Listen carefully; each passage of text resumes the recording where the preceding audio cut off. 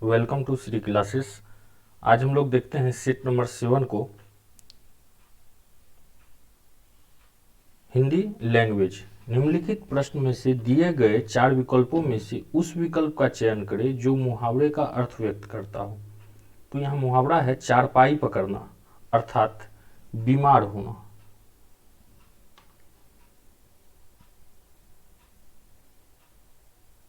Next देखते हैं हम लोग, दिए गए शब्द के समानार्थी शब्द का चयन करें। आंख, तो आंख का समानार्थी होता है लोचन। नेत्र, नयन, लोचन, यह सब इनके समानार्थी है।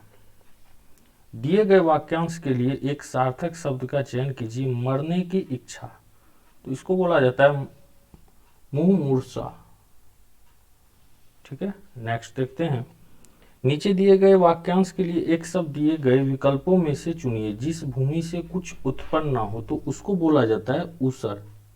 ठीक है, और जिस भूमि से उत्पन्न होता हो, अनाज का अच्छा पैदावार होता हो, उसको उपजाऊ बोला जाता है। कृतज्ञ शब्द का विलोम शब्द, तो कृतज्ञ शब्द का विलोम शब्द है कृतधन्य।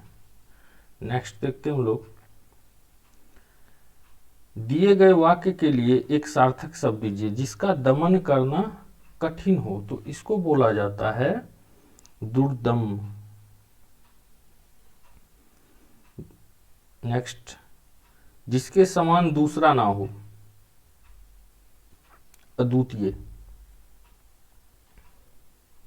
जिस पर आक्रमण हो, तो जिस पर आक्रमण हो उसको आक्रांत बोला जाता है। विफल का विलोम शब्द सफल।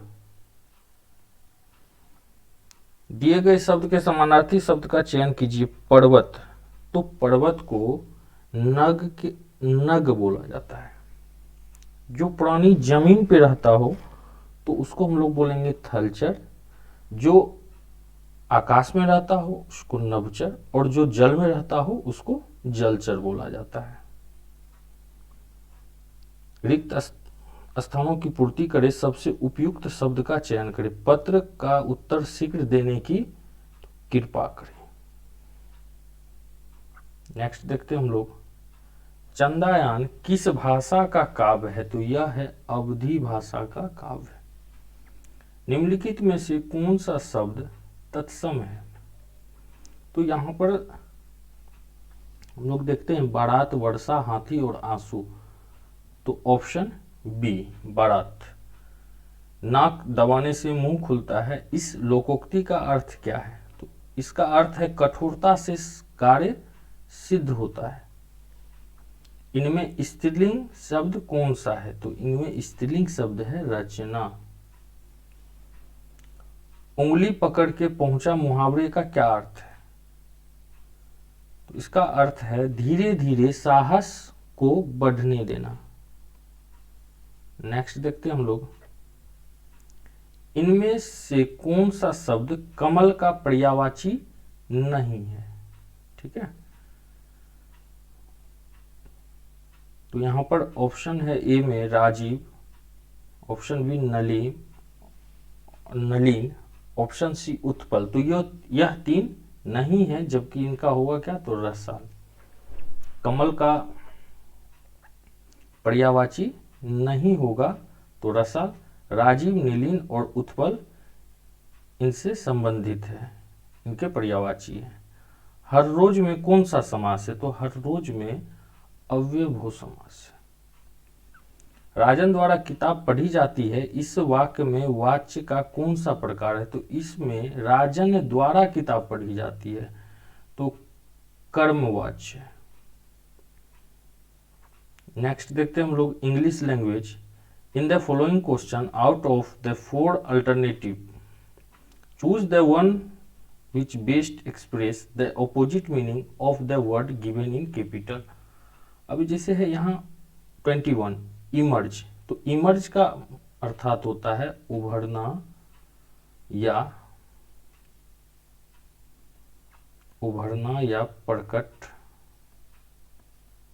प्रकट होना। तो इसका देखते हैं हम लोग, ऑप्शन ए डिराइव का अर्थ होता है व्युत्पन्न करना। व्युत्पन्न करना। सरफेस का मतलब सतह होता है, एराइज का मतलब उठना होता है, और डिसअपियर, तो डिसअपियर का मतलब होता है गायब होना, गायब होना। तो इसका हो जाएगा ऑप्शन डी। इमर्ज का मतलब उभरना या प्रकट होना, और इसका एंटोनेम हो जाएगा गायब होना। अब देखते हैं नेक्स्ट, रेसिस्ट। तो रेसिस्ट का मतलब होता है विरोध करना, विरोध करना। तो कर्व, कर्व का मतलब होता है रोकना। एलो, तो यहां पर हो जाएगा ऑप्शन बी, एलो। डिफे का मतलब होता है चुनौती देना, और सफर का मतलब होता है कष्ट झेलना। तो क्या हो जाएगा, विरोध करना का एलो करना। ठीक है। कनेक्ट, कनेक्ट का मतलब होता है जुड़ना। लिंक का मतलब भी वही होता है संपर्क। डेमर का मतलब होता है संदेह, लिंक का संपर्क। ड्यूमर का मतलब हो गया संदेह, और एफ्रेम का मतलब हो गया वाणी, और डिटेच का मतलब होता है अलग। तो अब जुड़ना है, तो जुड़ना का क्या होगा, अलग होगा, डिटेच।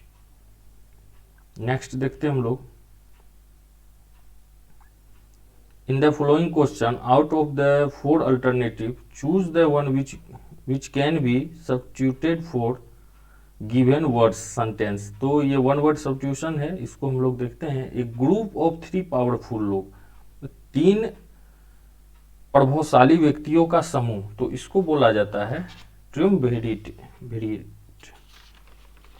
ठीक है, ट्रिumvirate। तो मतलब 3 शक्तिशाली लोगों का समूह। जैसे ट्रियो है तो इसका अर्थ होता है तिकड़ी, ट्रिवेट 3 पैर वाला स्टैंड, 3 पैर वाला स्टैंड।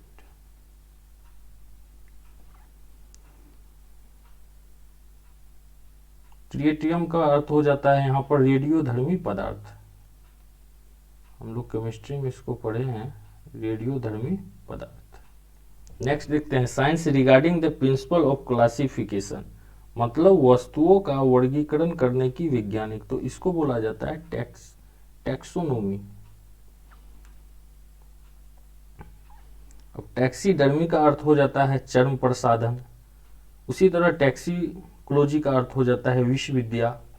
तो यहाँ पर क्या हो जाएगा, science regarding principle of classification, तो टैक्सोनोमी मतलब वस्तुओं का वर्गीकरण करने वाला वैज्ञानिक प्रक्रिया, तो इसको बोला जाता है टैक्सोनोमी। नेक्स्ट देखते हैं, a political leader applying to popular desire and prejudice, तो इसको हम लोग बोलते हैं डेमेज्यू।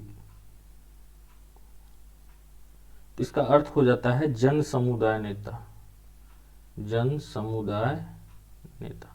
जैसे यहाँ डिक्टेटर है तो इसका अर्थ हो गया तानाशाह, टेरियंट है तो इसका अर्थ हो जाता है अत्याचारी। नेक्स्ट देखते हैं हम लोग, in the following question out of the 4 alternative choose the one which best express the meaning of given one. तो रिड्यूडेंट, तो इसका अर्थ हो जाता है आवश्यक, अनावश्यक, अनावश्यक या फालतू।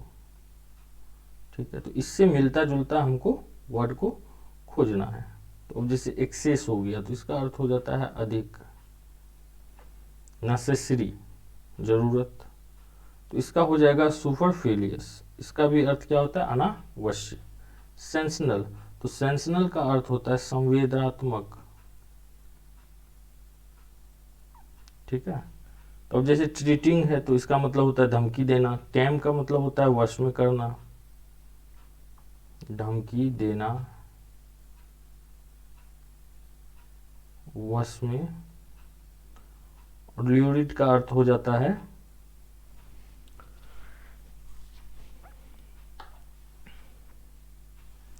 सीली, सीली का अर्थ हो जाता है ना समझ। तो यहाँ संवेदात्मक है तो इसका क्या हो जाएगा ना ल्यूरिड हो जाएगा। ल्यूरिड का अर्थ भी हो जाता है संवेदात्मक, सेम वर्ड है, इसका जो है साइनोनिम ल्यूरिड होगा। एविवेलेंट, एविवेलेंट का मतलब हो जाता है संदेहास्पद, मतलब जिसके ऊपर संदेह है। सर्टेन, निश्चित।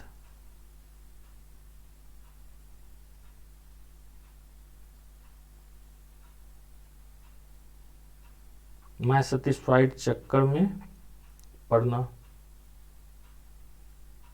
और अनडिसाइडेड, तो अनडिसाइडेड का मतलब भी संदेहास्पद होता है, जो हम डिसाइड नहीं किए हो। नेक्स्ट देखते हैं हम लोग। In the following question 4 alternative are given for the item phrase in bold in sentence, choose the alternative which best express the meaning of item phrase. On the back burner, तो इसका अर्थ होता है, on the back burner का अर्थ होता है विचाराधीन, विचाराधीन। तो इसका, इससे रिलेटेड हमको खोजना है इस चार में। तो to temporary not deal with some matter because it is not urgent, तो यहाँ पर ऑप्शन ए होगा। नेक्स्ट देखते हैं हम लोग। मोर और लेस, तो करीब करीब, करीब करीब, इसका ये अर्थ है। तो इसका देखते हैं हम लोग। एक्सट्रीटली, समटाइम्स मोर, समटाइम्स लेस, अप्रोक्सीमेटली, मतलब लगभग। लर्न द रोप्स, तो मतलब हो गया इसका गुर सीखिए, गुर सीखिए। Option A, to learn how to do a job और एक्टिविटी, तो यहां हम लोग ऑप्शन ए को ही सिलेक्ट कर लेंगे। नेक्स्ट देखते हैं हम लोग। फिल इन द ब्लैंक्स है ये, और इससे रिलेटेड 5 क्वेश्चन यहाँ पे दिया हुआ है। तो हमको देखना है इस 4 वर्ड में से बेस्ट वर्ड कौन है जो इसका अर्थपूर्ण वाक्य बनाता है। The leaves of plant dash soon if they do not get enough water, अगर हम लोग प्लांट में वाटर अच्छे रूप में नहीं देंगे तो प्लांट क्या हो जाएगा, तो मुरझा जाएगा। तो यहाँ मुरझाना का अर्थ होता है विल्ट, इसका अर्थ होता है मुरझाना। ईव का अर्थ होता है भाटा, उसी तरह मेल्ट का अर्थ होता है पिघलना, और इरोड का मतलब होता है नष्ट करना। ठीक है।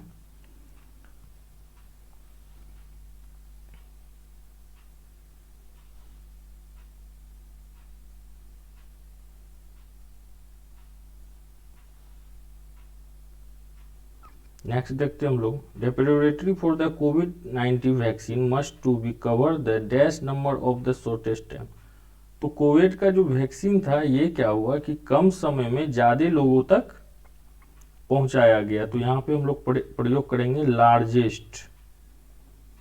नेक्स्ट है, film based on books are more dash than original screen plays, popular. Next है, dash did the bus reach the stop then the conductor jump, मतलब बस के आते ही जो कंडक्टर था वो क्या किया, बस के रुकते ही कंडक्टर जंप करके नीचे आ गया। तो इसका क्या हो जाएगा, no sooner. I ran to my mother dash I saw as soon as. Next, in the following question, there are 4 difficult words, out of which one is misspelled. Find the misspelled word as the answer. तो 38 में option A को देखते हैं। Growl है, grumble है, ground, तो option C, यहाँ पे ग्राउंड, GROUND, ग्राउंड लिखा जाएगा, जबकि यहाँ लिखा हुआ है GROWND। नेक्स्ट देखते हैं। प्रीडोमिनेट पार्टिसिपेशन, परमानेंट और प्रीसीशन, तो ऑप्शन डी, प्रीसीशन जो है PRECISION, यह सही रूप है इसका। नेक्स्ट देखते हैं हम लोग। एटी, रिवेलेंट, प्रोएबल, हाइपोक्रेसी, तो यहाँ पर ये हो जाएगा ऑप्शन ए। तो इसको हम लोग देखते हैं GAIETY।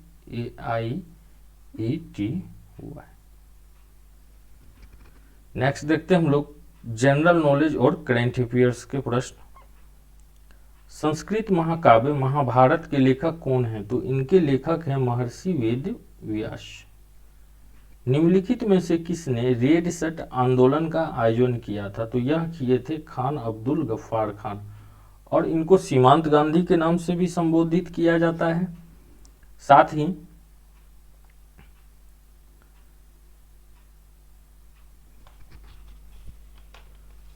रेड शर्ट्स का निम्नलिखित में से किसने रेड शर्ट आंदोलन का आयोजन किए थे? तो इनका नाम है खान अब्दुल गफ्फार खान।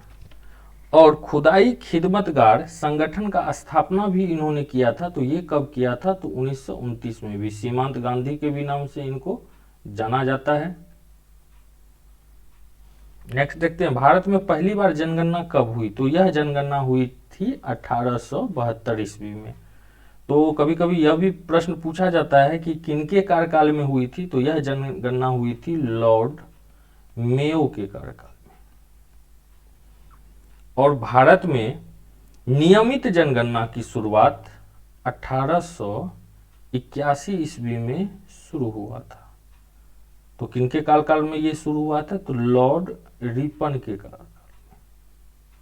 ठीक है, नेक्स्ट देखते हैं हम लोग भारत में स्वतंत्रता संग्राम के दौरान हुई निम्नलिखित घटनाओं को कालानुक्रमिक क्रम में व्यवस्थित करें।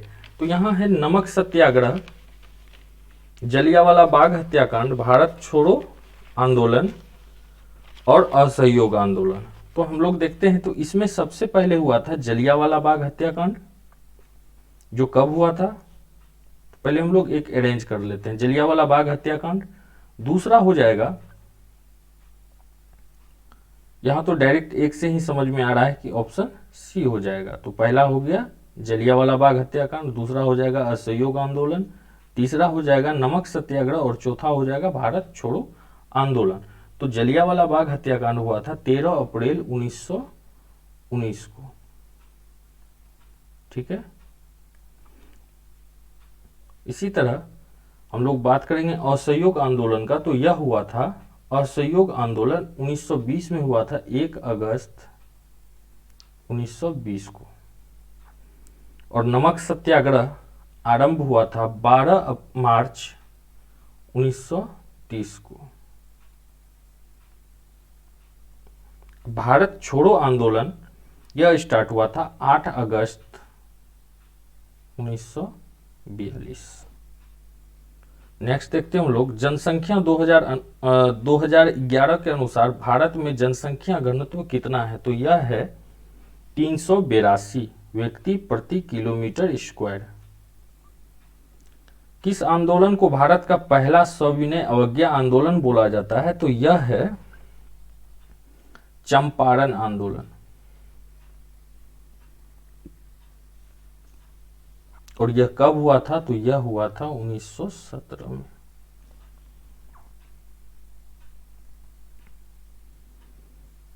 कभी कभी इससे यह भी प्रश्न पूछा जाता है कि किनके नेतृत्व में हुआ था? तो ये जो है राजकुमार शुक्ल, जो बिहार के एक किसान नेता थे, इन्होंने ही चंपारण गांधी जी को आने के लिए प्रेरित किए थे।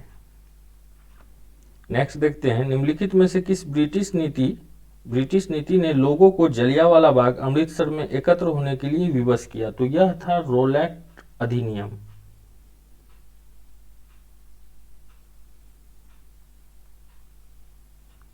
तो रोलैक्ट अधिनियम कब पारित हुआ था? तो यह हुआ था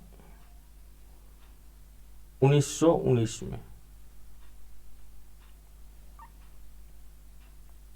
और जलियांवाला बाग में जो एकत्रित हुए थे, तो उसका कारण था सत्यपाल और किचलू को अंग्रेज के द्वारा गिरफ्त कर लेना।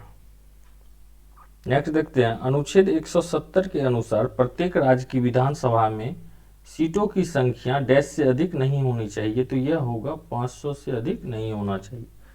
गांधी जी को चंपारण की समस्या के बारे में किस शहर में सूचित किया गया था और उस जगह का दौरा करने के लिए आमंत्रित किया गया था? तो यह किया गया था लखनऊ में।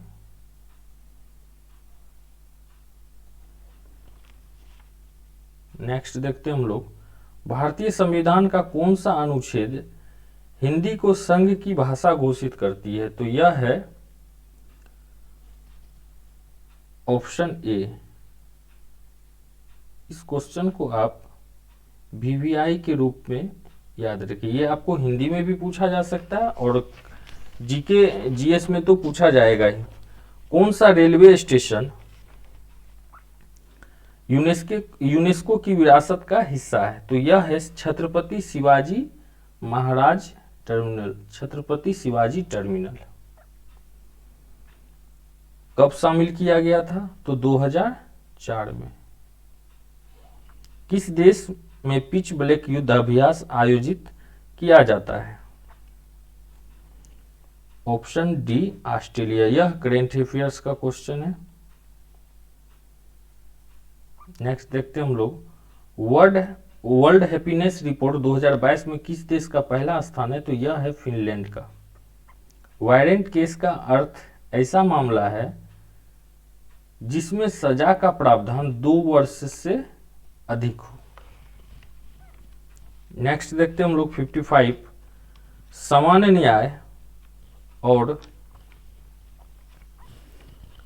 न्याय और निःशुल्क विधिक सहायता का उल्लेख भारतीय संविधान के राज्य के नीति निर्देशक तत्व शीर्षक के तहत अनुच्छेद किया गया है। तो यह किया गया है अनुच्छेद 39A में। क्या किया गया है? तो सामान्य न्याय और निःशुल्क विधिक सहायता।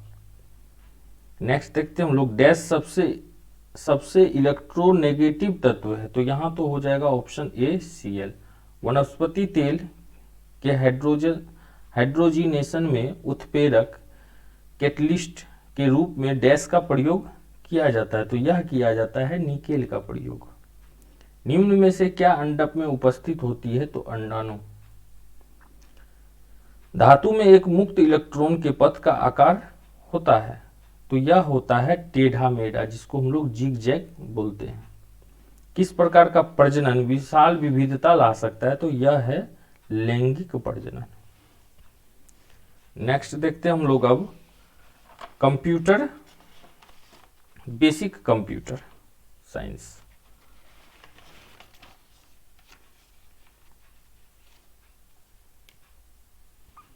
कंप्यूटर में डिलीट की गई फाइलें डैश में चले जाती है? तो ये चले जाती है रिसाइकिल बिन में। माउस और डैश को भी इनपुट डिवाइसों के उदाहरण है? तो यहां पर ऑप्शन बी स्कैनर। निम्नलिखित में से कौन सा ओपन सोर्स सॉफ्टवेयर नहीं है? तो माइक्रोसॉफ्ट ऑफिस है, एंड्रॉयड भी है, मोजिला फायरफॉक्स, लिनक्स। निम्नलिखित में से कौन सा एक सर्च इंजन नहीं है? Yahoo, Google, Instagram, Bing. तो यहां पे हो जाएगा इंस्टाग्राम। यह सर्च इंजन नहीं है, यह एक सोशल नेटवर्क है। निम्नलिखित में से कौन निर्धारित करता है कि विभिन्न प्रोग्राम इंटरनेट पर डेटा का आदान प्रदान कैसे करते हैं? तो यह करता है हाइपर टेक्स्ट ट्रांसफर प्रोटोकॉल। 91, ऐसे कंप्यूटर प्रणाली जो बिना किसी विभेद के निर्देश तथा डेटा एक ही स्मृति मेमोरी इकाई में संग्रहित करती है, संरचना पर आधारित होती है। फिर से हम लोग देखते हैं, एक कंप्यूटर प्रणालियां जो बिना किसी विभेद के निर्देश तथा डेटा एक ही स्मृति मेमोरी इकाई में संग्रहित करती है, संरचना आधारित होती है। तो यह होता है वॉन न्यूमैन। नेक्स्ट देखते हैं, MS वर्ड 2010 में कॉपीराइट सी प्रतीक बनाने के लिए शॉर्टकट कुंजी है? तो यह है Alt + Ctrl + C।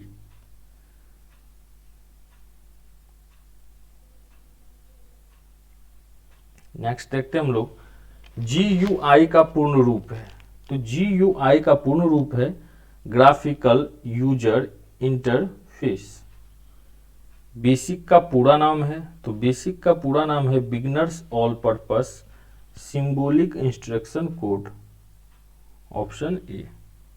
निम्नलिखित में से कौन सा एक ऑडियो फाइल एक्सटेंशन है? तो ऑडियो फाइल एक्सटेंशन है .wma। ओरेकल का निर्माण किस देश में हुआ था? तो यह हुआ था अमेरिका में। निम्न में से कौन सा एंटीवायरस सॉफ्टवेयर है? तो यह एंटीवायरस सॉफ्टवेयर है नॉर्टन। वेब पेज में निम्न में से किसका उपयोग करके बनाया जाता है? तो यह बनाया जाता है HTML का प्रयोग करके। रिलेटेड फाइलों के कलेक्शन को डैश कहा जाता है? तो यह कहा जाता है इसको डाटाबेस। कंप्यूटर को इंटरनेट में जोड़ने में मदद करता है? तो ब्राउज़र। इसी के साथ सेट नंबर 7 को हम लोग सॉल्व कर लिए। अब नेक्स्ट जो है सेट नंबर 8 को सॉल्व करेंगे, जो कि क्राउन बुक से किया जाएगा। तो मिलते हैं नेक्स्ट वीडियो में। धन्यवाद।